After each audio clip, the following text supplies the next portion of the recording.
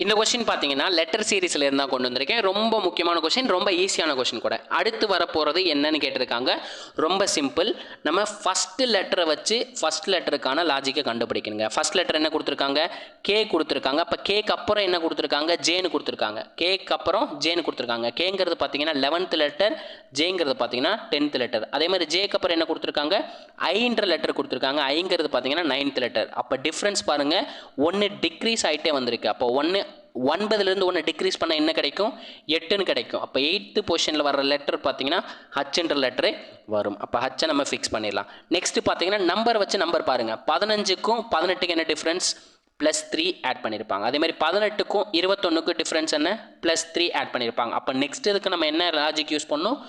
+3ன்ற logic use பண்ணணும். அப்போ +3 use பண்ணோம்னா 21 + 3 24ன்னு கிடைக்கும். அப்போ H24ன்னு கண்டுபிடிச்சாச்சு. இது கண்டுபிடிச்சாலே நமக்கு ஆன்சர் ஆல்மோஸ்ட் தெரிஞ்சிடும். H24Z இந்த கொஸ்டினுக்கான ஆன்சர். அதையும் எப்படின்னு செக் பண்ணிடலாம். இங்கே பாருங்கள், டபிள்யூன்னு கொடுத்துருக்காங்க, நெக்ஸ்ட் எக்ஸ்ன்னு கொடுத்துருக்காங்க, நெக்ஸ்ட் ஒய்ன்னு கொடுத்துருக்காங்க. அப்போ டபிள்யூ எக்ஸ் ஒய் அடுத்த லெட்டர் என்ன வரணும்? இசட் தான் வரணும். அப்போ இந்த கொஸ்டினுக்கான ஆன்சர் பார்த்தீங்கன்னா H24Z இந்த கொஸ்டினுக்கான ஆன்சர். ஓகேங்களா? நம்ம வீடியோ பிடிச்சிருந்துச்சுன்னா லைக் பண்ணுங்கள், ஷேர் பண்ணுங்கள், கமெண்ட் பண்ணுங்கள். முக்கியமாக உங்கள் ஃப்ரெண்ட்ஸ் எல்லாரையும் ஷேர் பண்ணி விட்டுருங்க. இதே மாதிரி உங்களை அடுத்து ஒரு வீடியோவுடன் சந்திக்கிறேன். அதுவரை உங்களிடமிருந்து விடைபெறுவது நான் உங்கள் மேக்ஸ் மதன் குமார். தேங்க்யூ.